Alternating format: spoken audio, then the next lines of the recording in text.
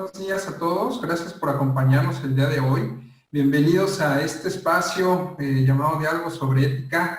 Este es un espacio que ya cuenta con su segundo día. El día de ayer tuvimos una primera participación de algunos colegas y compañeros. Recordar un poquito, por si no estuvieron el día de ayer, este es un esfuerzo conjunto por parte del Comité de Ética de Investigación de CETES Universidad y el Comité Hospitalario de Bioética del Hospital General de Tijuana. Este espacio busca propiciar un diálogo en torno a la bioética en este contexto.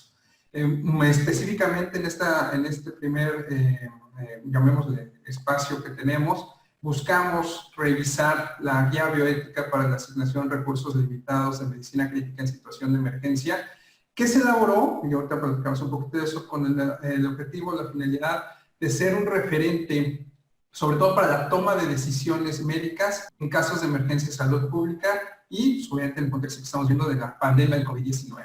Por lo tanto, pues bueno, es un espacio que queremos compartir con ustedes. No, lo que acaba de poner hace rato, tampoco es un espacio 100% formal y académico, al contrario, queremos invitar a la reflexión y a la participación por parte de todos nosotros. Y para ello contamos con tres representantes que la verdad es que agradecemos mucho su presencia y sobre todo su disponibilidad y voluntad para platicar de estos temas el día de hoy. Los voy a presentar rápidamente y ya después pasaremos a la parte que nos atañe respecto a la información que queremos compartir. Nos acompaña el doctor Francisco Alejandro Gutiérrez Manjarres, él es médico internista egresado de la Universidad de Guadalajara, neurólogo, neurofisiólogo egresado de la UNAM. Él es internista, neurólogo y neurofisiólogo del Hospital General de Tijuana y jefe de servicio de medicina interna del mismo hospital. Nos acompaña también el doctor Marcelino Morales Rivera, él es nacido en Tijuana, es médico general de la UABC Tijuana, es médico internista del Hospital Central Norte Pemex, es oncólogo, médico del Instituto Nacional de Cancerología, coordinador del Servicio de Oncología de Adultos en el Hospital General de Tijuana y tiene 7 años de servicio en el Hospital General de Tijuana. También nos acompaña el doctor José Antonio Becerra Chávez. Él es médico cirujano impartido por el Centro Universitario de Ciencias de la Salud de la Universidad de Guadalajara. Tiene una maestría interinstitucional en políticas públicas con orientación en gestión legislativa por el Centro Universitario de Ciencias Económico-Administrativas también por la Universidad de Guadalajara. Él cuenta con experiencia internacional. En 2011 estuvo en el Hospital General Universitario del Departamento de Ginecología y Obstetricia de la Universidad de Carolina en Praga, en República Checa. En 2012 estuvo en el Hospital Departamental Universitario del Quindío de San Juan de Dios de la Universidad del Quindío de Armenia, Quindío en Colombia. Actualmente es profesor adscrito del Departamento de Ciencias de la Salud Poblacional en el Centro Universitario de Tonalá de la Universidad de Guadalajara, en las licenciaturas de Medicina, Salud Pública y Gerontología. Pertenece también a la Sociedad Mexicana de la Salud Pública, AC, al Colegio Jalisciense de Salud Pública, AC. Es miembro de la Asociación Médica de Jalisco, el Colegio Médico AC, además de ser voluntario de la Delegación Estatal de Jalisco de la Cruz Roja. Entre muchas otras cosas que nuestros invitados cuentan en cuanto a su experiencia y su formación profesional, la verdad es que es un gusto tenerlos con nosotros en este espacio. Y pues bueno, propiamente lo que queremos platicar o lo que queremos comentar el día de hoy tiene que ver con lo que es la aplicación y la consecuencia de las guías respecto a estas situaciones que estamos viviendo el día de hoy.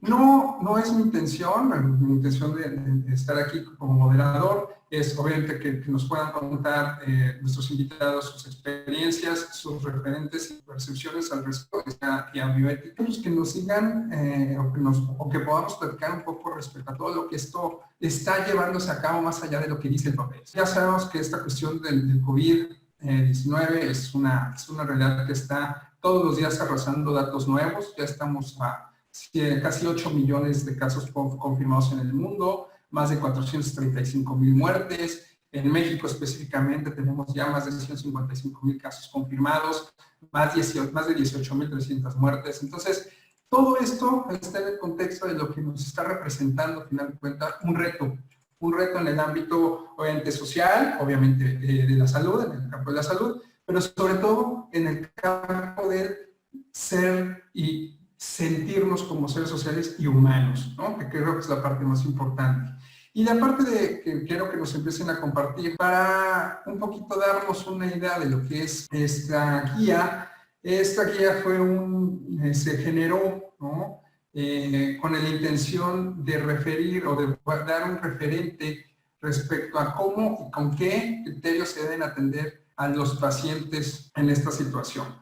Acuérdense que la pandemia se declaró, o sea, se reconoció a partir del 11 de marzo del 2020 por la Organización Mundial de la Salud, y el 30 de marzo de 2020 el Consejo de Salubridad General de México estableció un acuerdo por el cual se declaró la emergencia sanitaria. Y a partir de ahí hasta ahora estamos en esta situación y en este contexto, ¿vale? Entonces me gustaría invitar a Marcelino Morales para que nos pueda comentar sobre sus impresiones respecto a esta guía. Y sobre todo, pues bueno, a lo mejor no todos estamos en el terreno médico o del ámbito de salud, y a lo mejor las preguntas más lógicas que tenemos como población o como sociedad en general es si las instituciones de salud, si los médicos en general conocen estas guías, conocen estos criterios, trabajan en función de ellos, o cómo se va desempeñando, se va generando estas dinámicas. Doctor Morales, adelante. Buenos días. En primera instancia, la contribución que yo les puedo dar diferente a lo que ustedes puedan contribuir es en base a la experiencia de estar tratando a los pacientes y de lo difícil que puede ser el realmente aplicar una herramienta de estas cuando no estás seguro si tienes todos los instrumentos, ¿no? Precisamente la medicina nos prepara para situaciones ideales en donde estudias y te da para determinada situación, tienes que dar este tratamiento, para esta otra situación, este tratamiento.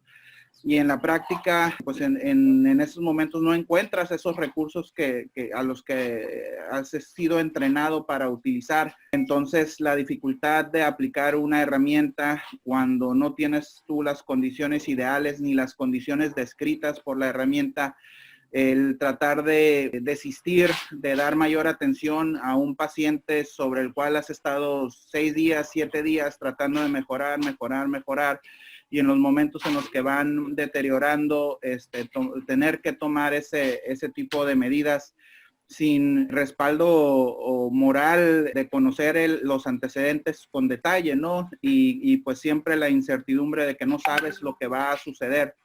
En las reuniones, pues mencionábamos que este tipo de herramientas deben de hacer ese trabajo más sencillo, más sencilla la toma de decisiones, pero a pesar de haberlas compartido, a pesar de insistir o de seleccionar, pues el médico tal vez en un nivel instintivo sigue dominando el entrenamiento, ¿no? No es tan fácil desistir en la atención de algunos pacientes. Creo que se necesita mucho orden, que a veces en esas circunstancias no lo ves tan claramente cuál es el sentido de orden porque estábamos acostumbrados a otro sentido de orden. En las condiciones de los pacientes, pues a veces el entrenamiento te dice, toma en cuenta estos 10 parámetros, pero en ese momento solamente cuentas con 3, ¿no? Y se vuelve difícil el tomar una decisión de quién sí y quién no. Experiencia personal en el área de oncología, por ejemplo, yo solía decir, pues en un ambiente de trabajo donde tú tienes que decidir, está en tus manos tomar la decisión de a quién le doy este recurso, queda una ámpula de medicamento y tengo 2 pacientes que lo necesitan. Yo juzgaba esa situación como con condiciones inhumanas de trabajo, ¿no? Que me pusieran a mí a tener que decidir esas cosas, pero las circunstancias nos han aventado a una situación donde mundialmente ya sabíamos que ese proceso de decisiones iba a ser inevitable. Entonces, junto con todo lo demás que tienes que ir aprendiendo médicamente, que era un tema médico nuevo para todos, estas cuestiones de la toma de decisiones cuando se iba acercando el momento de tenerlas que tomar, la verdad es que hincábamos y rogábamos por más ventiladores para no tenernos que ver en esa situación, ¿no?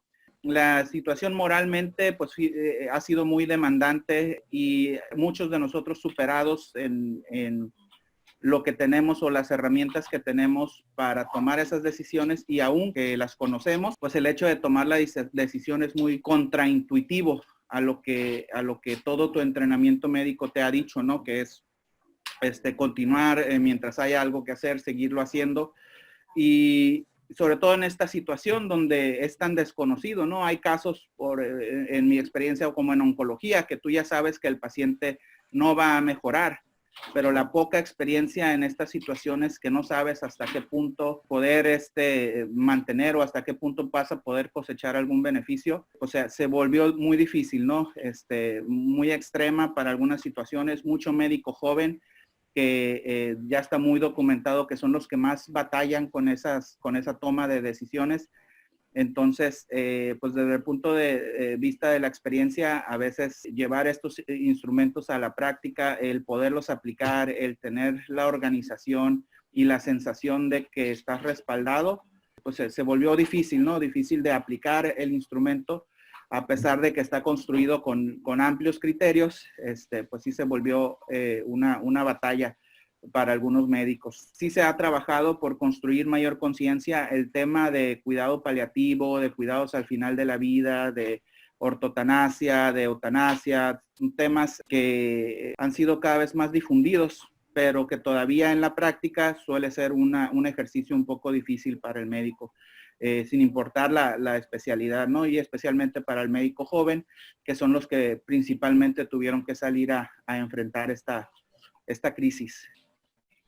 Ok, doctor Marcelino, muchísimas gracias por su participación. Becerra, si nos quiere partir un poco. ¿Qué tal? Muy buenos días, ¿cómo les va? Son tres puntos los que yo retomaba de la guía. Primero, que habla de triage. Segundo, que habla de una emergencia de salud pública. Y tercero, que habla de medicina crítica.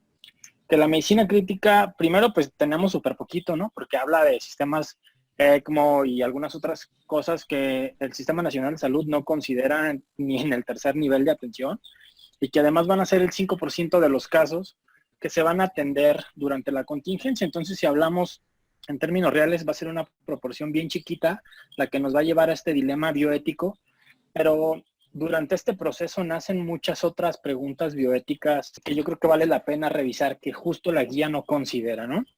Y entonces pasaríamos al siguiente momento de la charla, que tiene que ver con: vamos a discutir el tema de la asignación, de la administración de recursos escasos, y eso lo tenemos bien claro, ¿no? El número de ventiladores, y solo podemos conectar a un paciente. Pero ¿qué pasa con los recursos que no son tan escasos, no? Y entonces retomo lo que decía el ponente que me antecedió en el uso de la voz, el doctor Marcelino, en donde dice que pues estamos formados para dar la batalla, y entonces te llega un paciente con la clínica de COVID, porque déjenme les adelanto que los que sí vemos pacientes y los que nos ha tocado ver pacientes con COVID, es una enfermedad con una presentación clínica totalmente nueva, en donde cuando lo ves es un paciente COVID.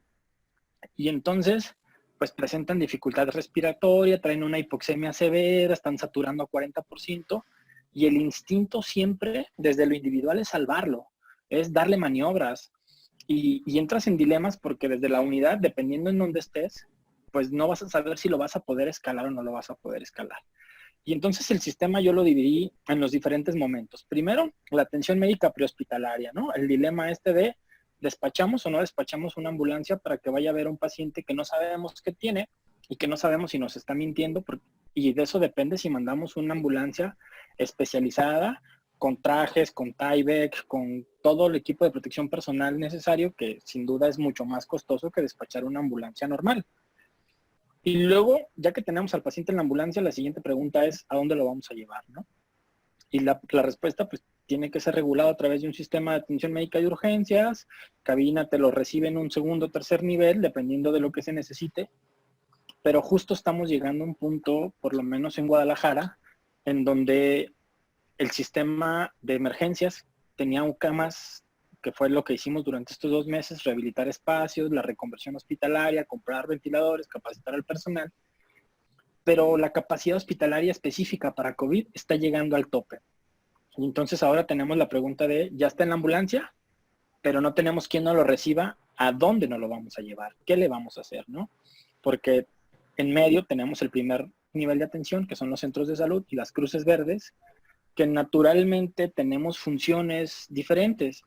Y algo que ha sido muy interesante es: la gente piensa que, o el gobierno piensa, que de pronto la operación se detuvo, ¿no? Y tenemos 10,000 camas en el país, por decir una cifra, y que esas 10,000 camas las podemos usar para COVID. Pero la realidad nos dice que de esas 10,000 camas ya hay algunos pacientes que están fracturados, algunos están picados de alacrán, algunos se quemaron, algunos se intoxicaron ahorita por estar haciendo limpiezas exhaustivas en su casa con ácido y cloro y algunas otras cosas porque le tienen miedo al COVID. Entonces, por eso hace rato hacía hincapié en donde las camas específicas para COVID ya las tenemos casi saturadas, ¿no? Y yo creo que ahí justo están los grandes dilemas bioéticos de la charla, porque tenemos que empezar a hablar sobre qué es lo que vamos a hacer. La guía es una guía muy clara cuando hablamos de un sistema de asignación de recursos de urgencia, pero en medicina crítica. Y la medicina crítica, insisto, se hace muy poco, ¿no?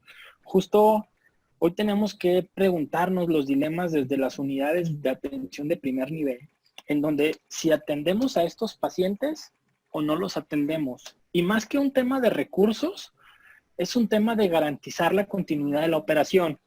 ¿A qué nos referimos con esto? Si nos llega un paciente COVID a una unidad, a una Cruz Verde o a un centro de salud, la unidad se va a contaminar. Y si la unidad se contamina, vamos a tener que cerrarla. Y si la cerramos, vamos a dejar de atender todo lo demás que llega, ¿no? Y la pregunta es, ¿y entonces quién va a atender todo esto? Los accidentes, las caídas de moto, las picaduras de alacrán, las caídas en casa, porque increíblemente la casa no es el lugar más seguro y lo hemos visto durante este Quédate en Casa y esta Jornada Nacional de Sana Distancia. Los puestos de socorros y los primeros respondientes hemos incrementado mucho nuestras actividades en función de que se han incrementado mucho este tipo de sucesos al interior de la casa, ¿no? Y entonces, insisto, la pregunta es, ¿dejas pasar o no dejas pasar? ¿O atiendes o no atiendes? ¿Lo metes a un área de shock o no lo metes a un área de shock? Y sobre todo que yo creo que la discusión bioética tiene que darse al interior de la formación, ¿no? Los planes de estudio deberían de empezar a reconsiderar porque no estamos acostumbrados, el personal de salud, no estamos programados, porque justo fuimos programados para dar todas las batallas y buscar ganar todas las batallas, a decir, no, pues es que este paciente desafortunadamente no tenemos nada más que atenderle, porque justo el COVID nos ha venido a enseñar muchas cosas. Primero, no tenemos los recursos. Segundo, no tenemos un tratamiento específico. Tercero, la sobrevida es muy corta, ¿no? Pacientes que recibieron toda la terapia, la sobrevida a los 28 días es muy baja. Entonces sí tenemos que empezarnos a preguntar hasta dónde de veras el sistema de salud va a estar listo en una contingencia como esta, que justo ayer salían algunos lineamientos en donde el gobierno federal reitera la postura en donde no hay un tratamiento específico. Lo único que tenemos ahorita como la panacea del tratamiento del COVID es la Dexa, y nos está ayudando a mejorar y recuperar a 1 de cada 8 pacientes, pero no es un tratamiento específico, ¿no? Sino que inhibe la respuesta fisiopatológica de la neumonía.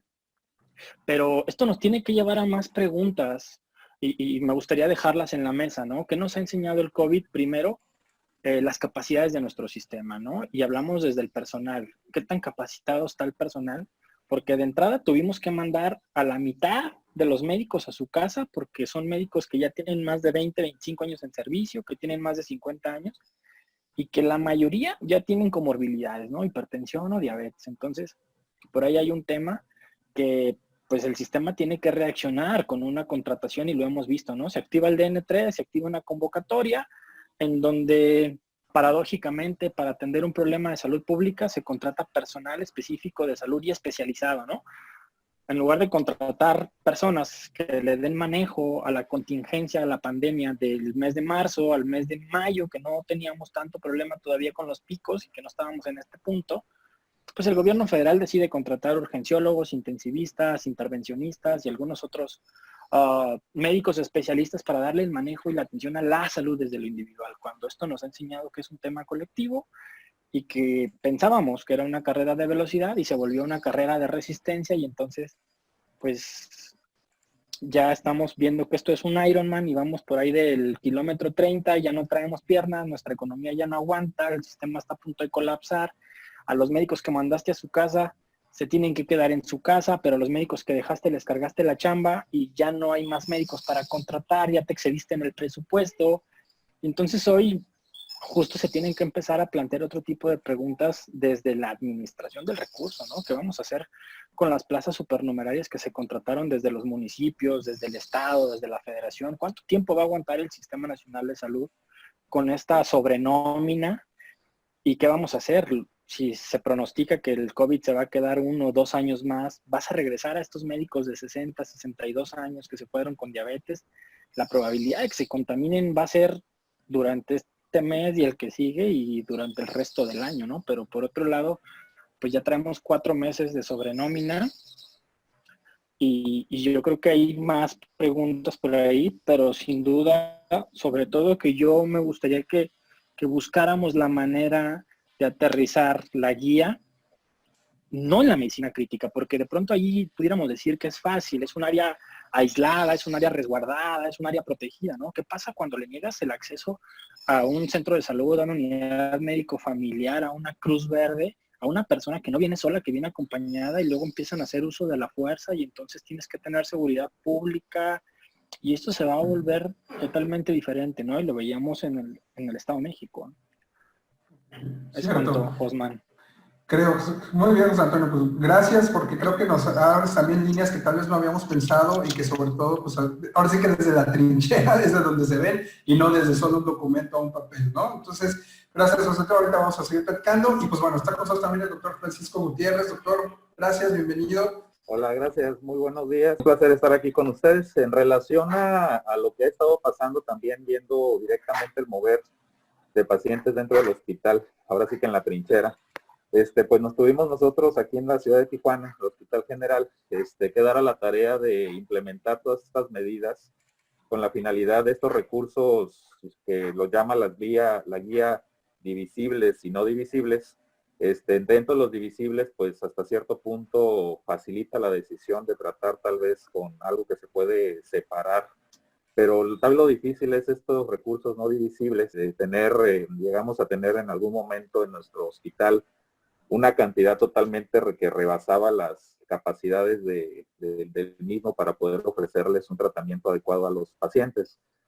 Básicamente el hospital, y voy a tratar de poner este preámbulo de cómo llegó a funcionar, cómo funciona todavía, que seguimos todavía en la pandemia. Hablar de un filtro externo, un filtro respiratorio, una unidad de urgencias, el área de terapia intensiva y pisos de hospitalización. Lo que nosotros hicimos o que estamos, como estamos trabajando, es tratar de categorizar por severidad, que también la guía nos lo pone como un parámetro importante para tomar decisiones en pacientes verdes o dependiendo de su severidad nuevamente, pacientes verdes, amarillos, naranjas y rojos. Y a partir de ahí tomar la decisión hacia qué área y hacia qué recurso y hacia qué médico, incluso recurso humano de la salud, va a tomar parte en su tratamiento. Y lógicamente el tratar de dividir de esta forma nuestro hospital por colores y también clasificar al paciente por severidad, pues es el triage, ¿no? Nos ayuda mucho a tomar estas decisiones y lógicamente probablemente donde recaía mucho la dificultad para tomar estas decisiones era en el paciente que ya era catalogado como rojo, ¿no? Que muchos de ellos entran ya en un estado respiratorio, un estado funcional pues muy severo, muy grave, en el cual pues debido a la enfermedad probablemente la esperanza de poder recuperarlo era muy mínima, ¿no? Y ahí es donde entra también la decisión que nosotros hemos tratado de hacerla en comuna, o sea, tratar de, lógicamente, el médico tratante, de alguien que no está tal vez directamente relacionado con el tratamiento de determinado paciente, de poder decidir qué tratamiento es el que le vamos a ofrecer. Y estamos hablando también de recursos farmacológicos muy, que no tienen como tal toda la evidencia, pero muy escasos para ese grupo de pacientes. Y es ahí donde pues sí hemos tenido mucha dificultad para tal vez tomar la decisión o la dificultad para poder tomar la decisión de darles estos medicamentos. Y es como nosotros hemos pues tratado de hacer hasta cierta forma y en conjunto con el área de bioética de nuestro hospital, de tomar estas decisiones tan difíciles y también en conjunto pues con el área de calidad. Y ha sido difícil el tratar de engranar toda recurso de toma de decisiones, hablemos de directivos, hablemos de calidad, de bioética, médico tratante, para poder tomar decisiones tan difíciles como es un recurso indivisible, poderlo dar a quien probablemente, dependiendo de la severidad de su cuadro, pueda responder, ¿no? Y lógicamente esto también implica, como ya lo comentaban anteriormente, que hay alrededor del hospital. El hecho de que este paciente es recogido en la ambulancia y tomar las decisiones incluso desde ese momento del personal quien lo recibe, de hacia qué área o hacia qué hospital o hacia qué recurso humano y material se va a dirigir, pues lógicamente también va a ser más sencilla la respuesta que van a tener de determinadas áreas o hospitales para ofrecer este tratamiento al paciente. Y sí, pues yo creo que dentro del aterrizaje de la guía, pues para nosotros ha sido de capital importancia tener gráficas de severidad o escalas de severidad que siendo precisos e incluso pues no hay nada escrito como tal para COVID. O sea, son escalas que utilizamos para paciente crítico o críticamente enfermo. Y pues no se diga también hablar de pacientes paliativos, ¿no? Estamos hablando de personas jóvenes. Yo creo que nuestro fuerte de pacientes son personas entre los 40 y los 50 años, sin comorbilidades, algunos de ellos. Y hablar de que en una semana y media ya es un paciente no recuperable, pues nuevamente también coincido en ello de que estamos nosotros programados o con nuestra enseñanza de que pues no es dejar o no hacer nada sobre estos pacientes que teóricamente pues antes de la enfermedad tenían pues una vida larga adelante, ¿no? Entonces sí resulta pues muy difícil poder tomar estas decisiones, pero la forma en que nosotros hemos tratado de sobrellevarlo es por medio de estas escalas, que nuevamente, como repito, son escalas hechas para otras enfermedades, hechos para otros contextos, no para COVID como tal. Y yo creo que también dentro de la guía lo que yo observo es que pues trata de integrar esta información hacia otras enfermedades para tomar decisiones. Y lógicamente la experiencia se irá tomando o se irá teniendo con el transcurso del tiempo, de ir viendo qué paciente es o no recuperable, ¿no? Y para poder nuevamente pues ofrecerles lo mejor.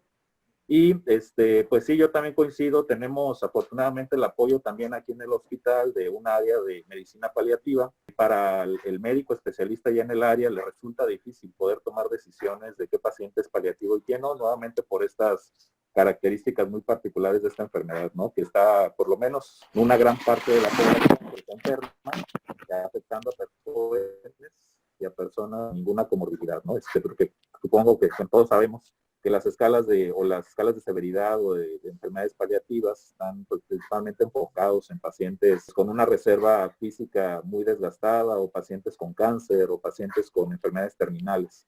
Y en el caso de nuestros pacientes estamos hablando de que estar bien en una semana, 2 semanas, entramos en una etapa de tomar decisiones tan fuertes como es el decidir dar o no dar un tratamiento. Pues es la forma que nosotros hemos intentado esa guía tratar de plantearla en nuestro hospital. Yo creo que nuevamente es muy importante catalogar, dependiendo de, en este caso, como es una enfermedad respiratoria, por la severidad de la función respiratoria, el estado de hipercoagulabilidad que presenta, el daño renal, el daño cardiológico, neurológico, para poder tomar decisiones en este aspecto, ¿no? De a qué paciente ofrecerle un recurso no divisible.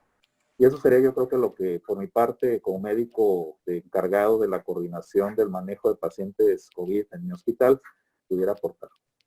Doctor Francisco, muchísimas gracias por su colaboración y pues bueno, en este momento que se abre un espacio para preguntas por parte de los participantes que estamos en este espacio en el foro. La pregunta que quiero hacerles es la opinión que a ustedes les merece esta idea que habíamos explorado el día de ayer. No se avanzó de manera enfática en el punto, pero sí estaba como latente esta idea.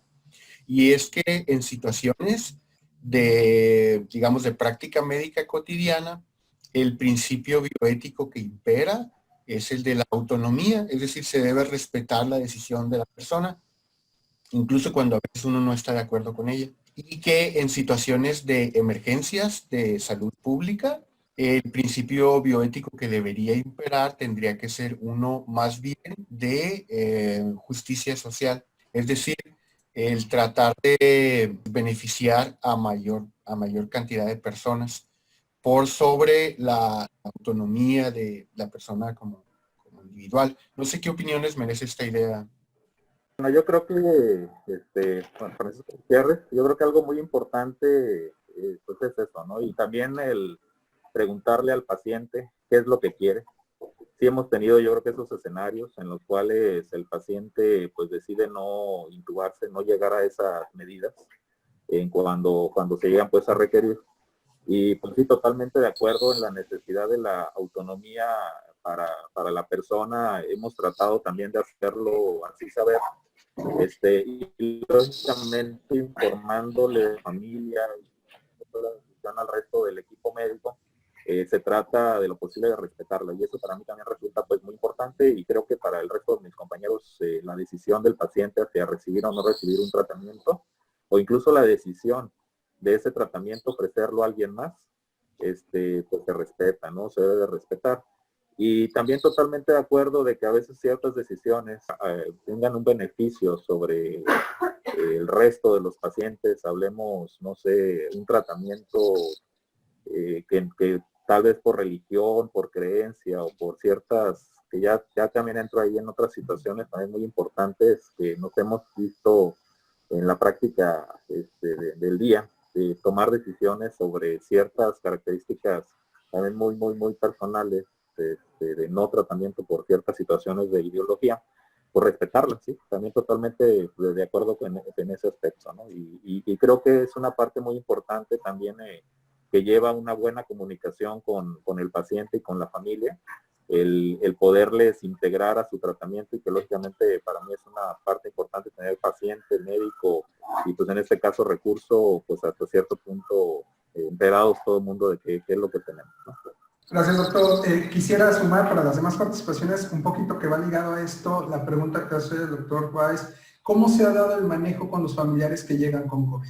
¿No? Ahorita usted mencionaba precisamente esta situación de que el respeto también, tanto del paciente como de los familiares. A veces los familiares son los que empiezan a tomar más decisiones incluso.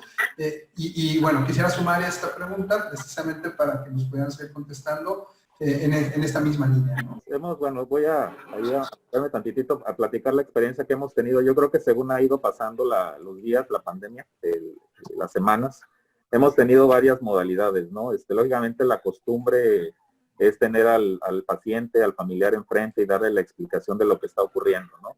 Y desgraciadamente, pues por la misma capacidad infecciosa que tiene la enfermedad, esto se ha tenido que perder, esto se ha tenido que modificar hasta cierto punto. En un inicio, pues es tener al familiar del paciente informándole cómo se encuentra en un área externa al hospital. La segunda forma en la cual también, según se ha visto la evolución y hemos obtenido el recurso, pues ha sido por medio de grabaciones, o sea, pedirle al familiar, al paciente, que le diga a su familiar cómo se siente. Eso hemos visto, pues lógicamente, que beneficia mucho a la familia e incluso al propio paciente en su bienestar. Y la tercera forma que también hemos estado realizando es por medio de videollamadas.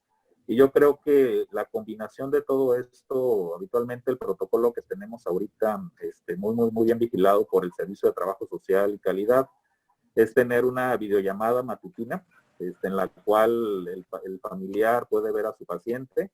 El paciente que no está con tubo, pues lógicamente puede platicar con su familiar. Paciente que tiene incapacidad para poder hablar, pues únicamente el familiar lo ve. Y ya se pasa visita por la mañana y el médico sale directamente a hablar con el familiar y darle los informes de cómo se encuentra él. Y en general yo creo que nos ha ayudado mucho para nuevamente tener esa relación médico-paciente, o tratar de no perderla, y que médico-familiar, mejor dicho, y el familiar no pierda tampoco contacto con el paciente. Y es como lo hemos estado haciendo, y hasta el momento creo que en lo general hemos tenido pues muy buenos resultados, porque pues lógicamente el hecho de que nuestro paciente sepa que su familiar afuera sabe qué está pasando y su familiar sepa qué está ocurriendo adentro con él, pues nos ayuda mucho. Es lo que estamos haciendo nosotros ahorita aquí en el hospital. Ok, muchísimas gracias, doctor. ¿Alguien que nos quiera compartir por otra experiencia? No sé, el consultorio en Guadalajara se maneja igual. Me gustaría tratar de responder la pregunta que nos hacía el maestro Edgar. Yo insisto, maestro Edgar, que hace falta la integración de profesionales de la salud pública que nos ayuden a poder saber cómo le vamos a hacer para lograr esta justicia social, ¿no? Porque por ahí la Asociación Americana del Corazón, en los primeros estudios que hizo, cuando todavía no teníamos este problema llegaba a México, decía que la sobrevida de pacientes a los que se habían sometido a RCP a los 28 días era muy baja, ¿no? Por debajo del 10%. Entonces, ¿cómo responder a esta pregunta de salvar el mayor número de vidas, administrando el recurso y asignándolo de la mejor manera posible? Pues sí trae detrás un buen trabajo, pues, de política pública en salud, de epidemiología y de muchas áreas afines a la salud pública que desafortunadamente en este momento no se están abordando. Nos estamos preocupando mucho por el manejo intrahospitalario de este tipo de pacientes, ¿no? Entonces yo creo que sí vale la pena empezar a desarrollar las fórmulas de cómo empezar a medir la salud como un bien público y cómo medir salud pública como un bien público y cómo eso nos va a ayudar a tomar decisiones un poquito más asertivas en materia de pandemias, crisis sanitarias o emergencias sanitarias, ¿no? El tema del acompañamiento de los familiares, pues yo creo que como muchos otros temas de COVID, pues no los hemos desarrollado porque hemos ido caminando junto con la enfermedad, ¿no? Sin duda aplaudimos que ya se hayan podido adecuar algunos hospitales y que hayan podido hacer el esfuerzo para tener tecnología para el tema de despedirse y algunas otras situaciones. Pero insisto, en muchos hospitales ni siquiera los podemos dejar entrar. Entonces es muy complicado cuando ves a un paciente que llega desaturando al 60% de oxígeno y que sabes que una regulación médica te tarda entre 4 y 6 horas y no sabes si ese paciente va a aguantar 4 o 6 horas y lo tienes que sugerir, enviar por sus medios o tienes que buscar otra alternativa porque pues, si ese paciente continúa ahí mientras esperas la regulación, pues te va a caer en paro y vas a contaminar tu área y vas a contaminar a todo tu personal y lo vas a tener que descansar y entonces te vas a quedar sin una guardia. Eso nos va a empezar a meter en una dinámica bien complicada de trabajo, ¿no? Porque, insisto, la gente se sigue cayendo en la moto, lo siguen balaceando, le siguen perforando el pulmón, sigue habiendo muchas atenciones, la gente tiene que seguir con su control de diabetes, tiene que seguir con sus recetas, la gente se cae. Entonces, el acompañamiento desde el primer nivel, el tema de los familiares, la verdad es que ha sido muy, muy, muy difícil. A lo más que se está haciendo es la región sanitaria, pues hace el muestreo por casos sospechosos y vemos que se puede y que no se puede para poderlos muestrear y saber si alguien más en casa tiene este tema, pero pues desafortunadamente las instituciones están rebasadas, ¿no? Porque nos enfocamos en prepararnos desde la atención de medicina crítica. Entonces hoy sí tenemos muchas camas más con ventiladores, pero no tenemos más psicólogos que nos ayuden en el acompañamiento para el manejo del duelo de algo tan repentino, ¿no? Como es el COVID, que llegas, no te das cuenta, en 2, 3 días, bueno, en 4 días desarrollas síntomas y en 2, 3 días de síntomas te pones muy grave y en 2, 3 días te mueres, ¿no? La gente está acostumbrada pues a este proceso de desapego que te permite el cáncer, que te permite la insuficiencia renal, que te permiten otro tipo de enfermedades, pero que el COVID no, el COVID es, oye, pero yo ayer lo vi trabajando y estaba bien y hoy amaneció y empezó tosiendo, ya trae un problema pulmonar grave, ya desaturó y se murió. Pues eso es complicadísimo, pero no se le ha dado el acompañamiento desde el sistema, ¿no? Y la verdad es que las instituciones pues estamos rebasados, sin duda, ¿no? Nos pusimos a prepararnos, pero no volteamos a ver esto como un asunto de salud pública. Ok, José Antonio, gracias. Y aquí quisiera quisiera insertar estas dos preguntas que tenemos en el chat que me parecen pertinentes, porque creo que tanto en Tijuana como en Guadalajara a lo mejor no se ven o se manejan las mismas dinámicas. Jorge Guáiz, ¿cuál es el rango de tiempo que los pacientes COVID permanecen en el hospital cuando ingresan a cuidados intensivos? El rango de tiempo es muy variable, las diferentes condiciones de los pacientes, el estado de gravedad. La verdad es que nosotros vemos el hospital, o por lo menos la mayoría de sus segmentos, como una gran área de cuidados intensivos. Desde urgencias hay cuidados intensivos, ahí las UCIs están ocupadas, se reconvirtió un piso completo para casi pura área de ventilación mecánica. Y hay algunas otras áreas donde el paciente está en vigilancia, pero que pues eventualmente se tuvieron que adaptar medidas de paciente crítico a esas áreas porque las otras áreas estaban saturadas. Y yo creo que en la experiencia general, un paciente que va a mejorar va a pasar alrededor de 2 semanas, tal vez más de 2 semanas en el hospital, en el ambiente intrahospitalario, y esos son los que están mejorando.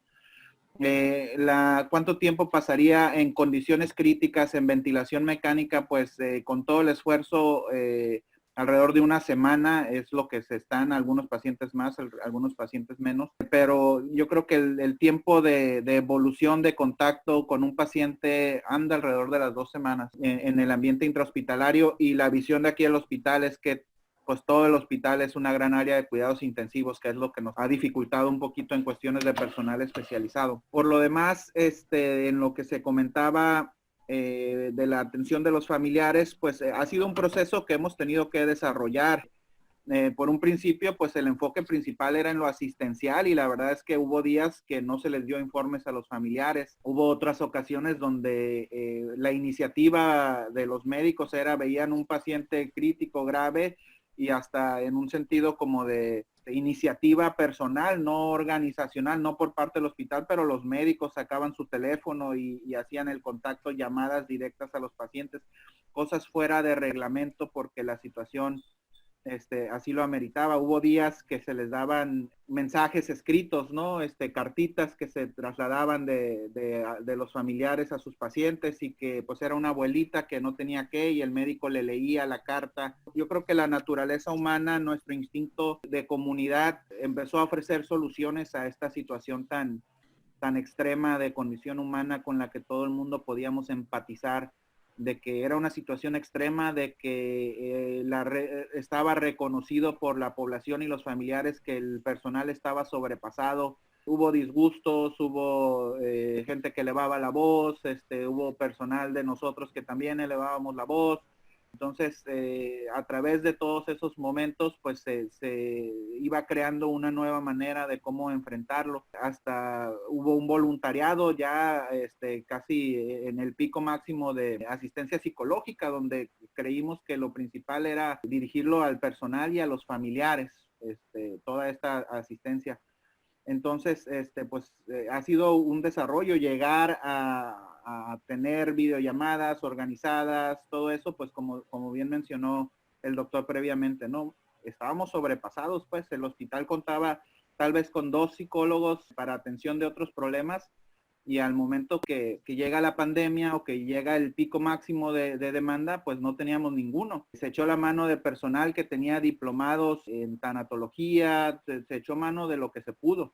Y yo creo que el lado humano encuentra la empatía, pues ofrece algunas soluciones que aunque no son curativas al evento traumático, yo creo que va a haber mucho estrés postraumático de estas experiencias, pero por lo menos en la condición humana nos ayuda a recuperar un poco la sensación de que hay una confianza en la comunidad, en las personas que están atendiendo, que se reflexionen, que se está haciendo lo que se puede con lo que se tiene.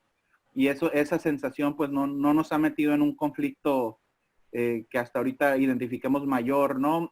Yo creo que es esencial mantener un grado de comunicación con los familiares y pacientes para evitar escenas como la que todos fuimos expuestos del Estado de México, ¿no? Donde es claro un duelo masivo, una inconformidad y que la única explicación que alguien que tiene experiencia en eso es de que pues no hay una comunicación con los familiares y esas son las lecciones que debemos de aprender de ese tipo de escenas, ¿no?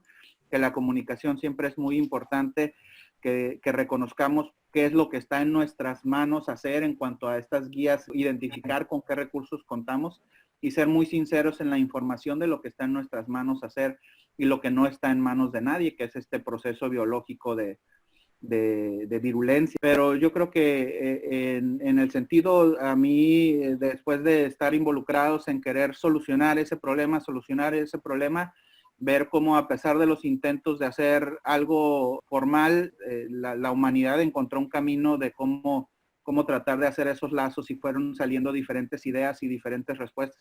Había un piso que manejaba la información de una manera y lo hacía satisfactoriamente y luego por iniciativa el otro piso tomaba una medida completamente diferente, pero que también era lo suficiente como para calmar, traer algún grado de tranquilidad a los familiares. Y hasta recientemente hemos dirigido esfuerzos de atención psicológica con el voluntariado a los familiares de los pacientes en defunción. Pero yo creo que en el tema del apoyo psicológico, pues todavía está mucho por describirse y por notarse de la atención en particular a los familiares y a los pacientes que han sobrevivido. Muchas gracias, doctor Marcelino. Es cierto, creo que ahí tenemos una palomita que atender, ¿no? Sobre todo todas las áreas de psicología, los psicólogos, y no solamente pues, en el ámbito de la salud, sino desde la parte académica, creo que también tenemos ahí una gran tarea que esto nos va a dejar precisamente. En otros comentarios que están aquí en el chat, dice José Luis Espinosa, este principio de justicia social para un contexto de pandemia y los problemas expuestos por el doctor Antonio Chávez hace necesaria una coordinación macro, es decir, más allá de cada hospital o unidad de salud. En la práctica, ¿cómo se da esa coordinación a nivel macro de manera que se sepa dónde dirigir pacientes, si se pueden recibir o no Cruz Roja Verde, etcétera. Le contestó el doctor Chávez abajo diciendo que en Guadalajara es un sistema estatal de referencia llamado SAMU, en el Estado de México es el C5. No sé en Baja California cómo si hay un sistema estatal de referencia de este tipo. En la ciudad de Tijuana en particular, la decisión fue de crear un centro de referencia único y tratar de dejar los hospitales abiertos para la atención del resto de patologías no COVID. Entonces se creó un hospital como centro de concentración de los casos, en donde todo caso era detectado en un hospital del ISSSTE o del ISSSTE-Cali o Cruz Roja, y de ahí era referido al Hospital General de Tijuana. Y es así como se mantuvo por parte de las instituciones ISSSTE, ISSSTE-Cali y Salubridad la atención. Se creó un centro de referencia difundido como el centro de referencia para la población. Un par de hospitales privados estuvieron recibiendo pacientes y el Seguro Social, inicialmente sus dos grandes hospitales recibieron pacientes y después se concentraron todos los pacientes en un solo hospital del Seguro Social, pero exclusivos para pacientes de COVID.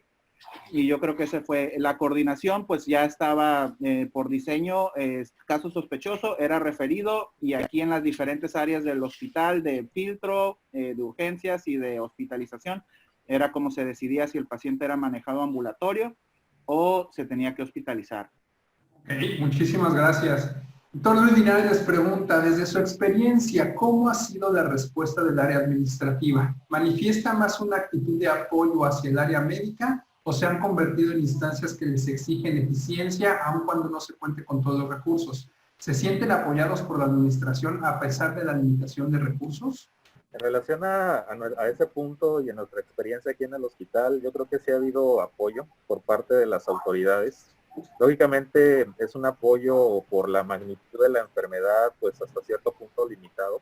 Considero que sí se ha hecho todo el esfuerzo por hacerlo, pero hemos tenido, además del apoyo administrativo, un apoyo de la población general, que yo creo que sí es muy importante reconocerlo, y que yo creo que todo el personal de salud que trabajamos en el hospital lo reconocemos, hacia el apoyo que ha habido para abastecernos de equipos de protección personal, abastecernos de algunos medicamentos en ciertos momentos críticos. Estamos hablando de que en ciertas situaciones o ciertos momentos esto totalmente se desbordó, pero considero que sí ha habido un trabajo tanto del área médica como administrativa con esa finalidad. También que, lógicamente, aunque todo el esfuerzo se ha querido hacer para poder subsanar todas las deficiencias que nuestro servicio de salud viene arrastrando con años, pues hemos tenido, pues, nuevamente momentos muy difíciles, pero, pues, a mi perspectiva, el área administrativa nos ha apoyado. Y a la fecha, estamos teniendo, pues, el apoyo, hay comunicación directa con ellos, y, pues, no sé, esa es mi perspectiva. Yo creo que hubo liderazgo por parte de la sociedad civil para lograr un apoyo organizado. Se crearon fundaciones u organizaciones que coordinaron algunos esfuerzos y que tuvieron a la disposición de trabajar con el hospital. Hubo mucho donativo espontáneo, pero también yo creo que fue clave el crear un sistema de donativo dirigido, organizado, que pudiera trabajar de la mano con la coordinación, y eso nos sacó adelante algunos proyectos y algunos apuros en los de que, bueno, la sociedad civil a través de esta fundación o de este patronato ha donado tanto dinero, la libertad de poder decir esto es lo que nos surge, que se invierta eso. Yo creo que eso fue clave, ¿no? De que se pudiera organizar a través de cierta iniciativa de la sociedad civil. Muchísimas gracias. José Antonio, si quieres compartir en Guadalajara, ¿tienes algún comentario al respecto? A mí sí me gustaría poner ahí en tema dos situaciones, ¿no? Sin duda ha habido mucha voluntad para atender desde lo posible, pero nos hemos preocupado mucho por el personal que está en riesgo, ¿no? Y justo lo decía hace rato, el tema de se volvió una carrera de resistencia. El tema administrativo nos costó, pero se les dieron las facilidades para que personas que ya tenían la edad y los criterios para irse se fueran, y eso se aplaude, ¿no? Pero por el otro lado se dejó al personal a trabajar, y pues este personal ya tiene casi 3 meses metido en la operación y sacando adelante la chamba, pero ya se agotó. y ahorita administrativamente hay muy poco que hacer, ¿no? Entonces, yo creo que sí ha sido un buen esfuerzo, pero igual como al principio pensábamos que el COVID iba a ser de 15 días y que si todos nos quedábamos en casa 15 días, el COVID se iba a ir. Y nos hemos dado cuenta que el COVID se ha ido recorriendo 15 días, 15 días, 15 días, y la cuarentena, perdón, la catorcena se volvió cuarentena y luego noventena. Pero ahora a mí lo que me preocupa, que creo que es un tema administrativo, es cómo le vamos a hacer para enfrentar esto en cuanto a nuestro personal de primera línea se empiece a caer, ¿no? No ha caído porque es un personal joven que ha podido sacar la casta y sacar adelante los servicios, pero ya estamos inmunodeprimidos, ya tenemos 3 meses cubriendo guardias, moviendo turnos, haciendo todo lo humanamente posible. Los recursos de primera línea ya se agotaron, los cubrebocas de los buenos ya se agotaron, entonces, pues todo este contexto nos va a meter en una dinámica diferente. Si revisamos las cifras del personal salud infectado, pues son muy altas, pero sobre todo que ahorita, aunque haya voluntad administrativa, ya no hay cómo, ¿no? Ya no hay más dinero para contratar más médicos. Nos dimos cuenta al principio que una guardia y los doctores que están ahí en una unidad COVID, no me dejarán mentir, aventarte un turno de 8 horas vestido en un área COVID con Tyvek y todo lo demás, sin poder ir al baño, sin poder comer, sin poder tomar agua, es pesadísimo, ¿no? Entonces administrativamente tendríamos que diseñar turnos más cortos de 4 horas, pero eso requeriría más personal y eso requeriría más gasto. Entonces esta guía de asignación pues nos pone a pensar si en verdad vale la pena por la sobrevida de los pacientes y todo lo demás, ¿no? Entonces ese sería como mi comentario en función del apoyo administrativo. Roberto, muchas gracias. En función de lo que han comentado, nos hablan de la saturación, nos hablan de estos datos que ustedes nos dicen estando ahí propiamente, ¿no? Que ya está sobrepasado la capacidad, pero también hay estos datos oficiales o lo que vemos, ¿no?, en los medios de comunicación.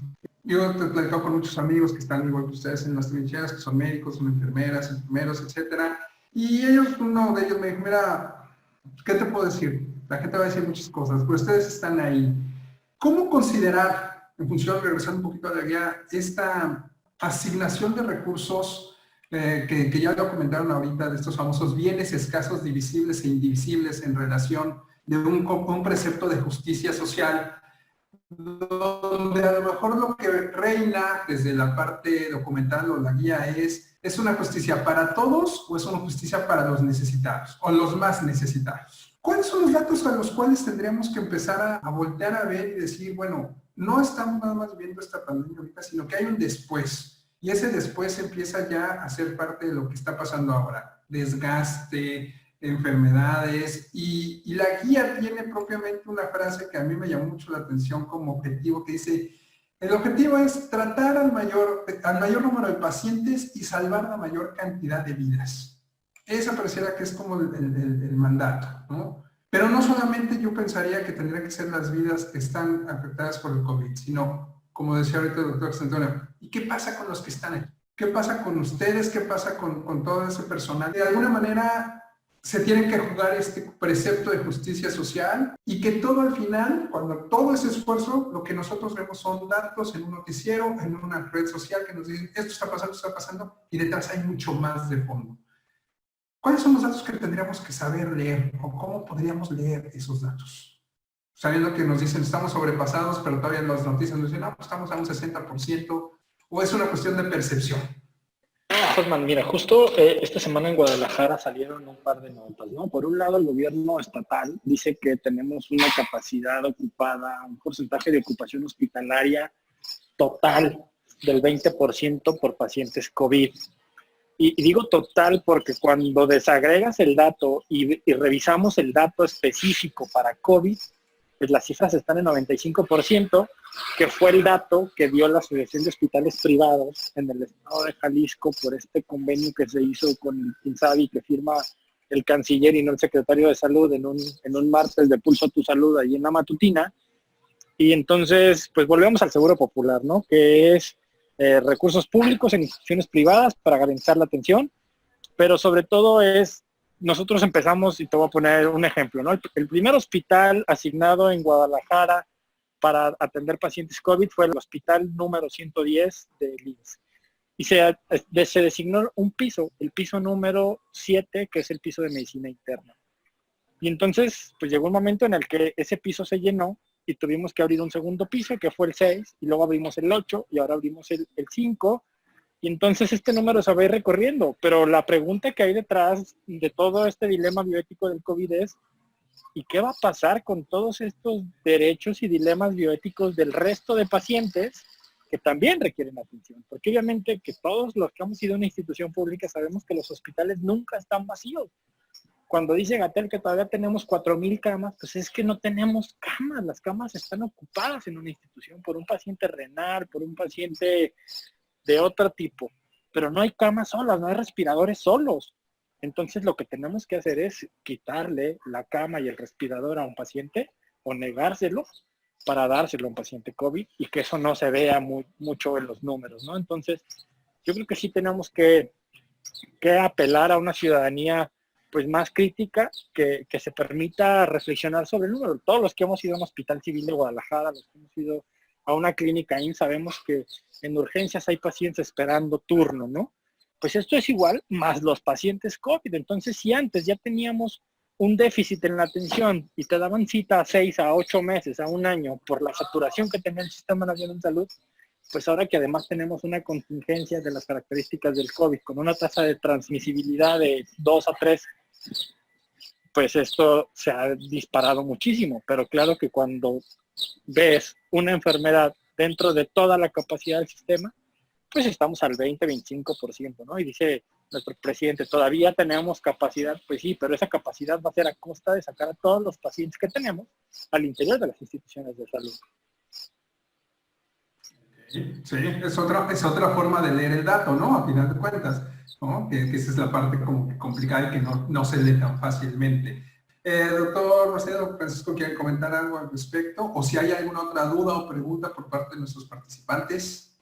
A mí me gustaría, sobre todo con lo que tomaste el tema justicia social, que para mí a lo mejor es una abstracción que difícil de envolver mi cerebro alrededor de qué sería y cuál sería mi papel como un operativo en un hospital atravesando una contingencia en procurar justicia social, si a final de cuentas soy posiblemente la consecuencia, ¿no? del interés general de una población o de una sociedad para cómo queremos enfrentar estas cosas. Al principio hacían el comentario de que estamos ahorita con un exceso de personal y yo creo que por mucho estamos todavía muy cortos a lo que las demandas, aún a pesar de una contingencia, para mantener un ritmo general de atención dignificada y eficiente, seguimos estando muy por debajo del personal necesario para brindar esa atención post pandemia, y con una flotilla de trabajo que se les ofreció un trabajo de 6 meses, se me hace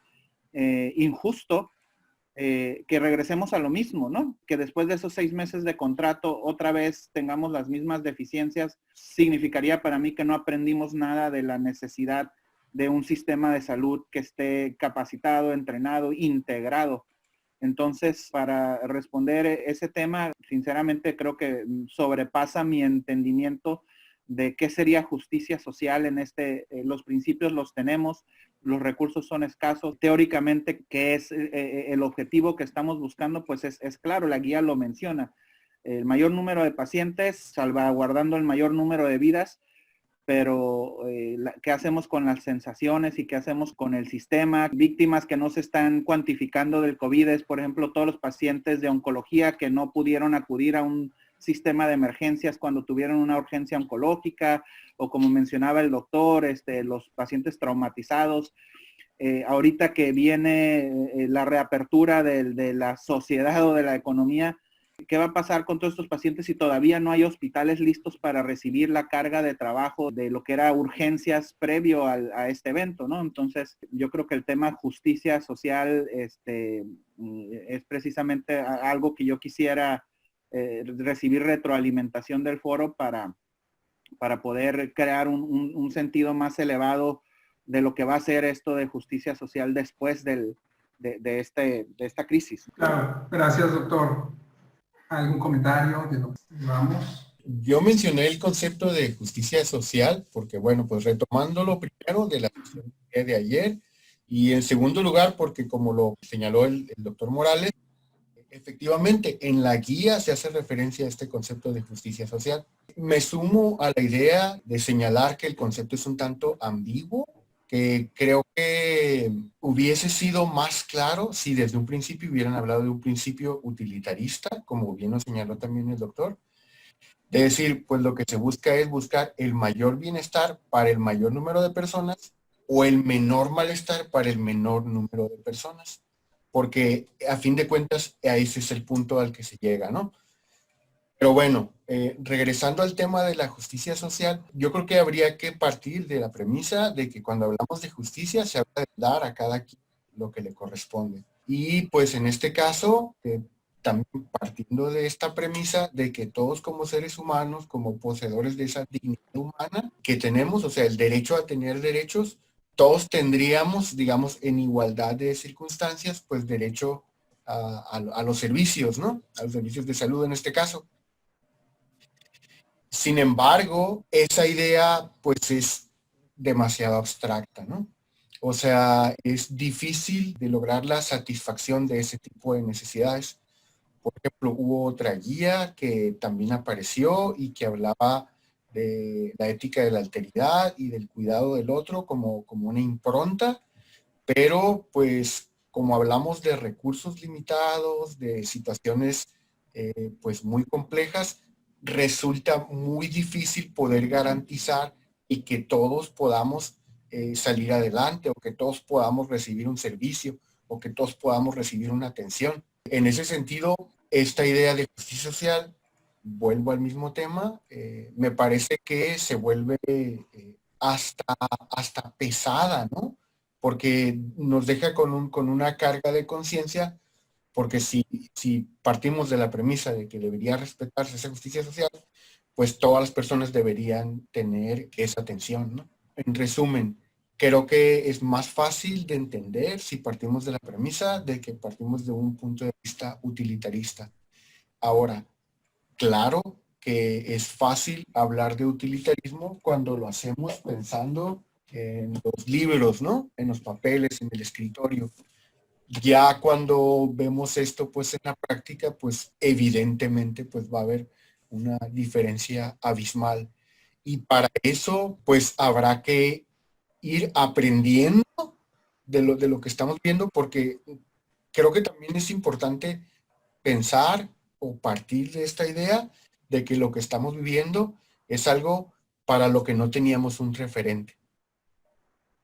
Entonces, creo que aquí tenemos que ver qué aprendemos para cambiar nuestro sistema de salud, nuestra forma de aportar para que esto sea mejor. Y este punto me parece que es bien importante. No esperar a que cambie el sistema por sí mismo, específicamente el sistema de salud, ¿no? No esperar a que cambie por sí mismo, sino a partir de reflexiones como las que estamos haciendo ahora, buscar impulsar que haya ese tipo de cambios. Entonces, pues apelaría a esos aprendizajes. Pero repito, sobre la pregunta, el concepto de justicia social, claro que es ambiguo, porque ni siquiera tiene, digo, para quienes estamos en el mundo académico, pues nos encanta poner el APA por un lado, ¿no? O sea, referente de a qué autor estás hablando, pues, o sea, es la idea de justicia de John Rawls, es la idea de justicia de quién, ¿sí? Entonces, me parece ambiguo y creo que la idea, lo que quieren decir, a final de cuentas, pues es un principio utilitarista. Gracias, Edgar. Y creo que sumando un poquito en esa línea, a mí me parece que una de las cosas que propone la guía también, precisamente en estos equipos de triaje, ¿no? Tal cual, buscan una práctica real de este tipo de justicia. Sin embargo, mi pregunta sí va para los tres, ¿no? Y esto porque solamente ustedes nos pueden contestar que están ahí. En su experiencia, ¿existen estos equipos de triaje en sus instituciones? ¿Cómo se llevaron a cabo su creación? ¿No se llevan a cabo? Y pues la guía dice que todo el personal involucrado en este tipo de contexto y de atención participa en las deliberaciones propias del sistema.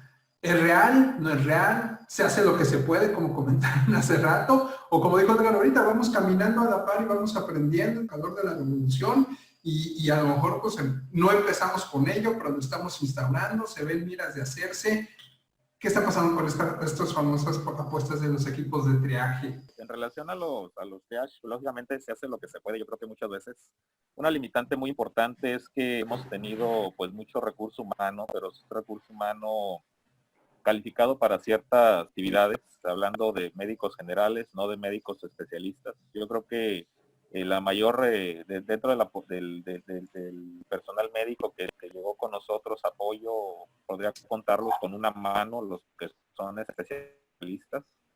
El resto, médicos generales, con todas las ganas de trabajar, pero pues, lógicamente para poder hacer un verdadero triage o hacer un verdadero análisis de la severidad de nuestro paciente, pues requerimos a alguien que tenga una preparación. Entonces, es por ello que yo concluyo que sí, pues, intentamos hacer lo que se puede.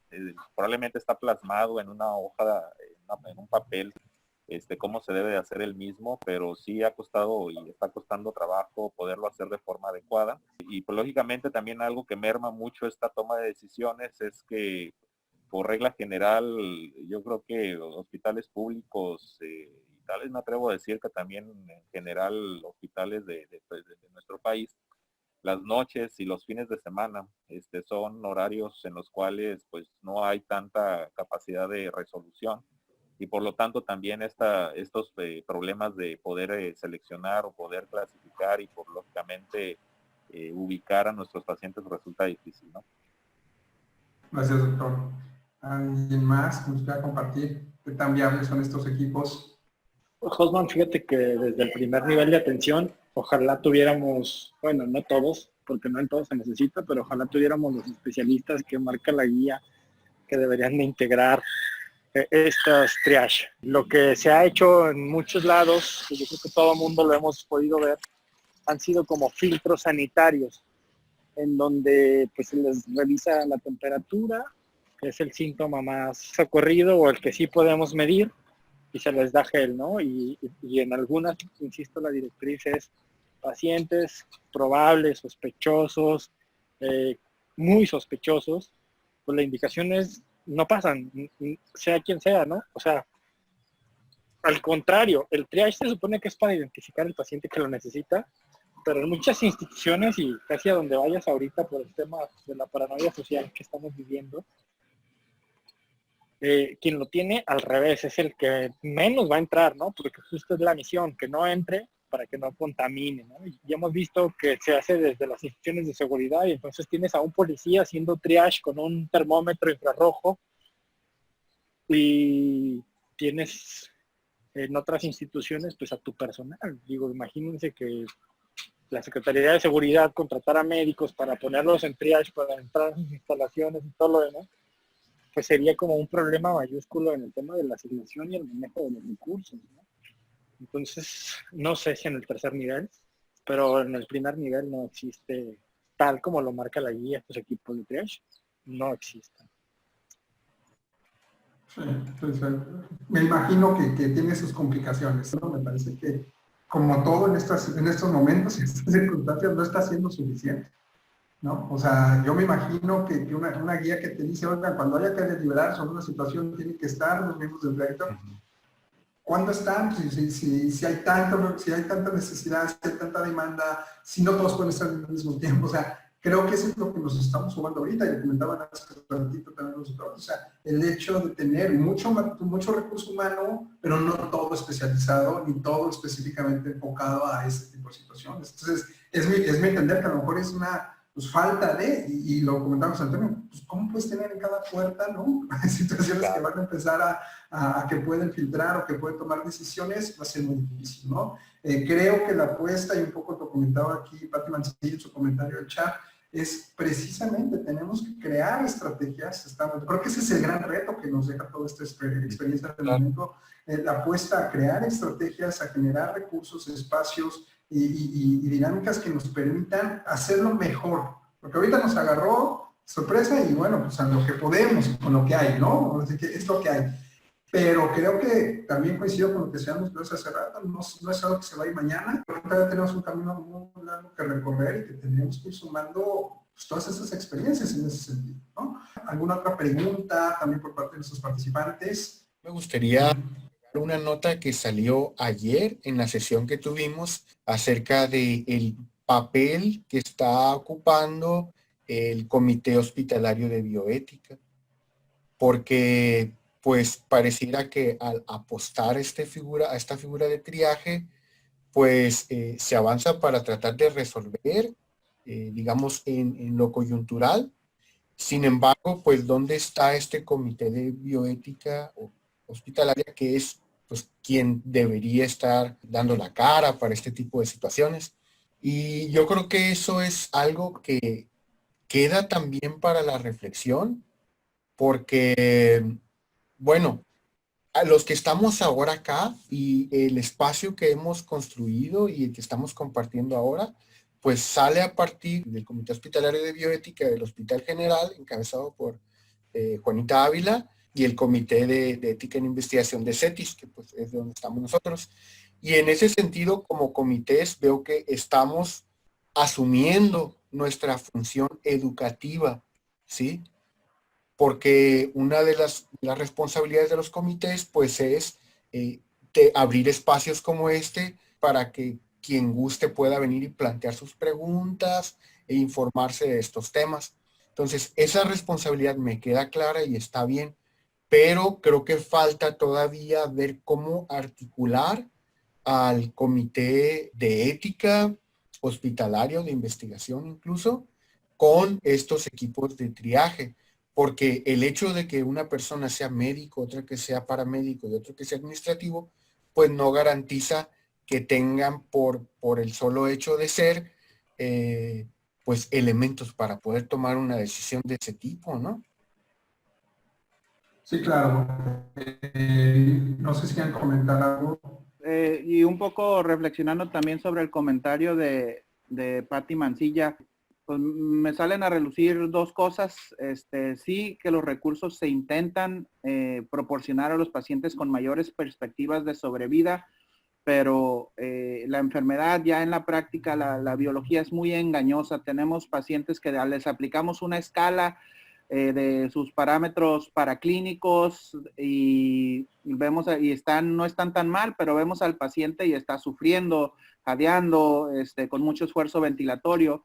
Y a un lado, en la siguiente cama, tenemos un paciente cuyos parámetros nos dicen todo está muy bien, tiene una escala desfavorable, pero él clínicamente está muy bien, ¿no? ¿Y cuál de los dos parámetros podemos utilizar para aplicarlo y que tus ojos lo crean? Aunque no en la mayoría de los casos, pero es una circunstancia que vemos con mucha frecuencia, ¿no? De que las herramientas que tenemos para hacer esas evaluaciones o esas distinciones, a menudo no contrastan con lo que estamos presenciando, ¿no? Tanto en gravedad como en mejoría. Ha sido los casos de que pacientes son egresados y que después reingresan, ¿no? Que son egresados en muy buenas condiciones y luego reingresan con alguna exacerbación. Entonces, desde ahí, esas experiencias te van cambiando la perspectiva de cómo crees tú que vas a utilizar estas herramientas que son proporcionadas y en muchos casos que son proporcionadas de una manera incompleta, no como tú la quisieras. Y en el segundo aspecto, en cuanto a que las estrategias las debe de proporcionar específicamente los servicios de salud, yo creo que de lo que yo he aprendido de la observación en esta experiencia es de que, bueno, primero que es mucho más sencillo trabajar con el gobierno como sociedad civil que trabajar en contra, ¿no? En estos momentos es trabajar con los tomadores de decisiones, tratar de hacer equipos y vernos a final de cuentas sociedad y gobierno como parte de un equipo, no como un antagonista, ¿no? Y es mucho más eficiente que también nos organicemos como sociedad civil para hacer esta evaluación de qué es lo que está pasando con nuestro sistema de salud, que no les dejemos las decisiones exclusivamente para estas personalidades, porque pues los intereses no son a veces los ideales, ¿no? Y sí somos una sociedad idealista que quisiéramos idealizar el sistema de salud, pero en estas experiencias pues se expone de que hay un desinterés a veces por lo que está pasando en los hospitales mientras no haya una demanda así como esta. Cuántas personas se habían volteado a ver si había deficiencias en el sistema, ¿no?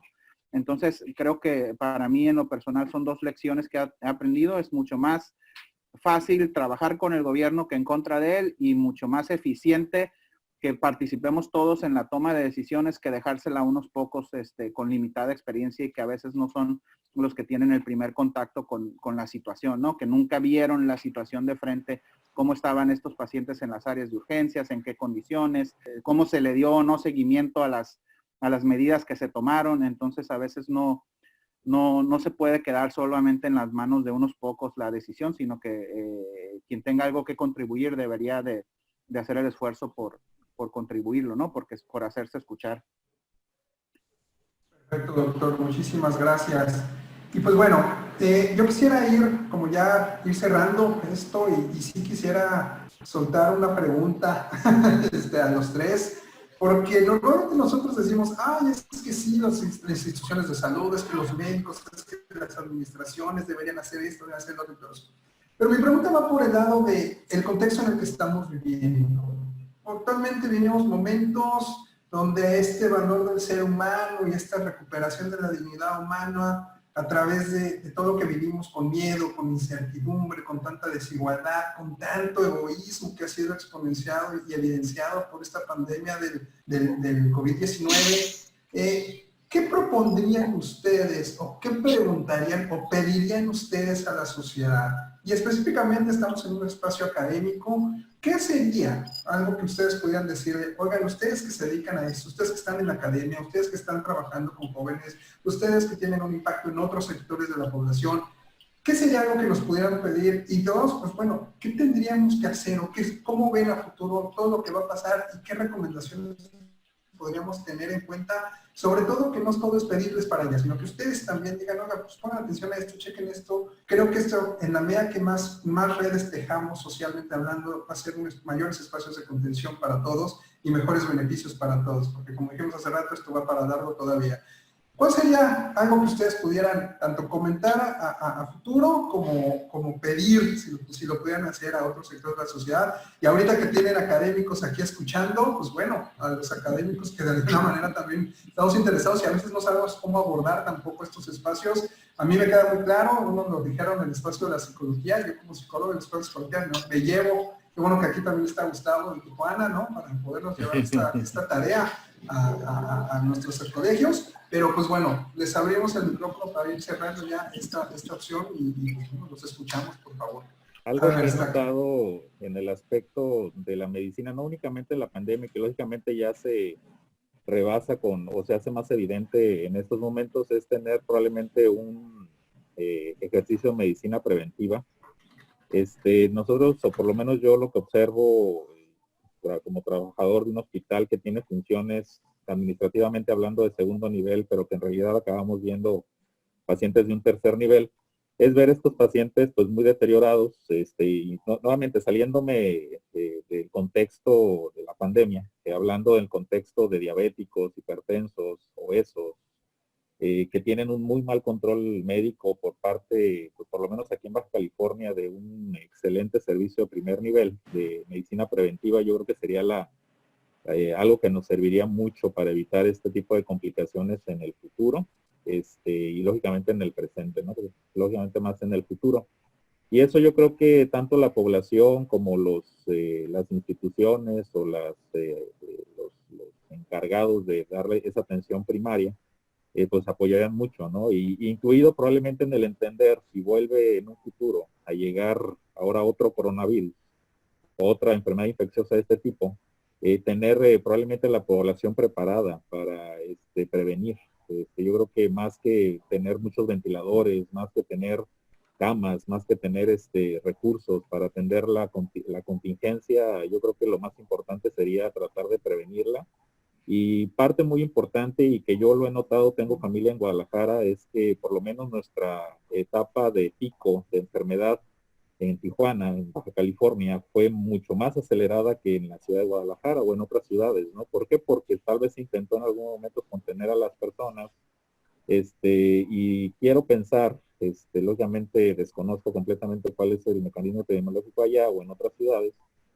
Pero bueno, yo creo que algo muy importante que a mí me interesaría es tanto a la población y posiblemente ustedes como académicos, ver la forma de impactar en ese sentido, ¿no? Como medicina preventiva que nos ayude, pues, de aquí en adelante a cuidarnos. Y yo creo que esta enfermedad, nuevamente, va a modificar completamente todo nuestro actuar en la calle, nuestro actuar al ir al supermercado, nuestro actuar, incluso la interacción que vamos a tener con nuestra familia.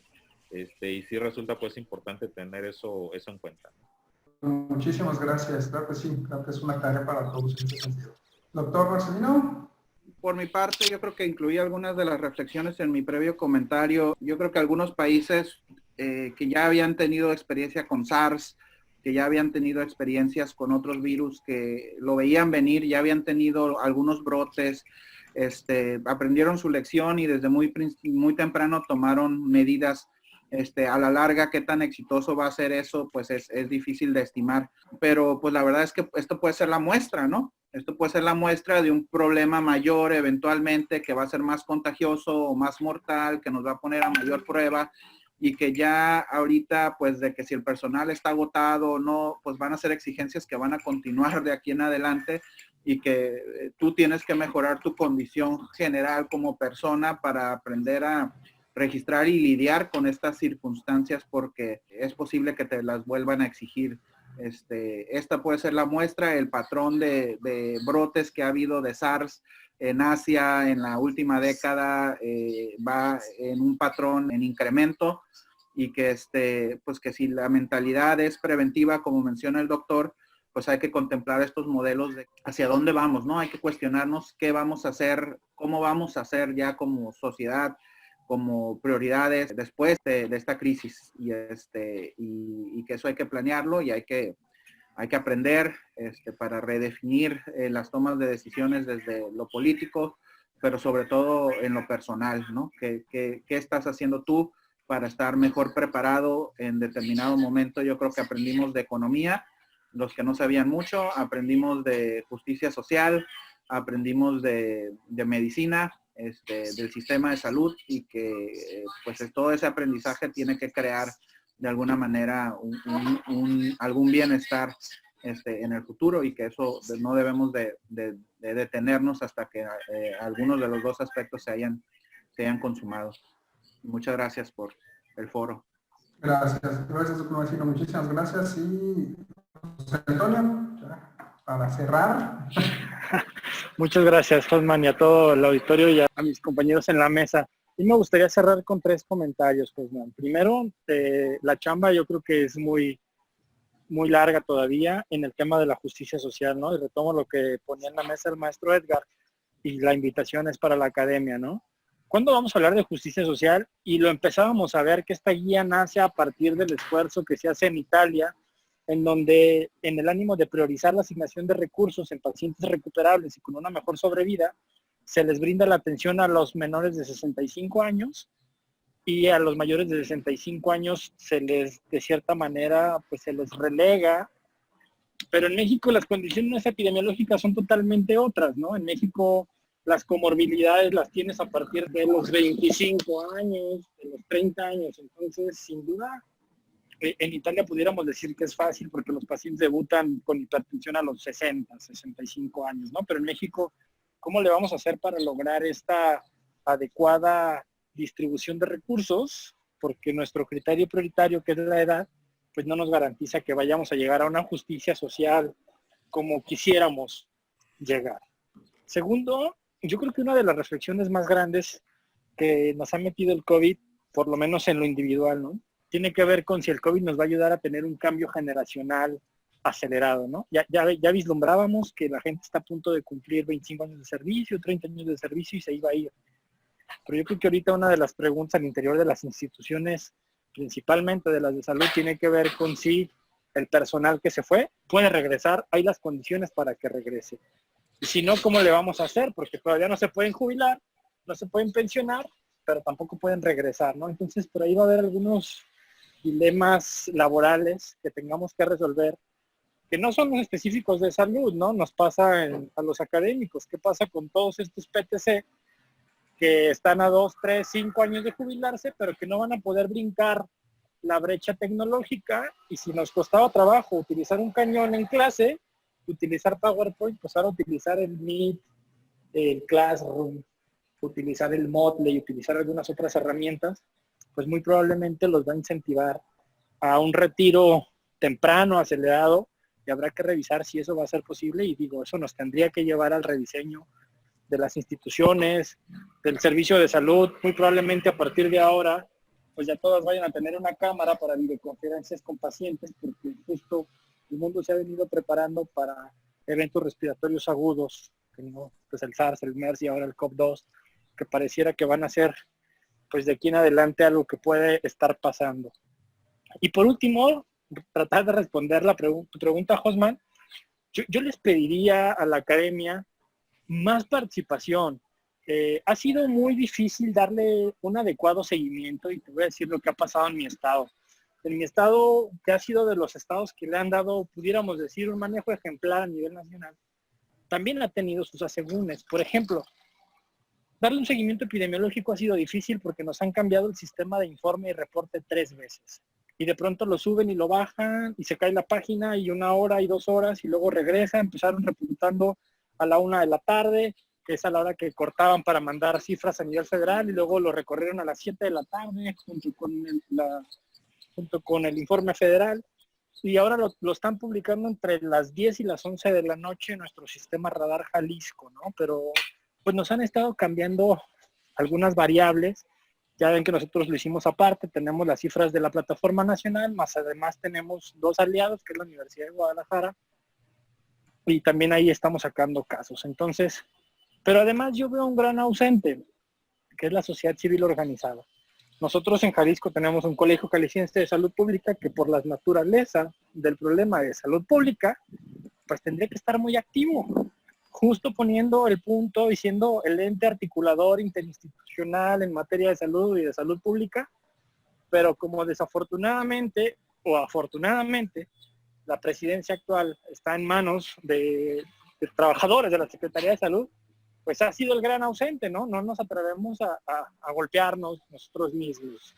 Y pues eso es lamentable porque pues el informe técnico de pronto pues es muy técnico y mucha población no lo entiende, y esta falta de enlace para lograr una adecuada estrategia de comunicación social y que la población entienda las dimensiones de la enfermedad, la magnitud y muchas otras cosas, pues no hay quien lo articule, ¿no? Que pudiera ser el papel de la sociedad civil o de la academia que nos ayudara a traducirle a la población qué es lo que está diciendo el doctor Hugo López-Gatell.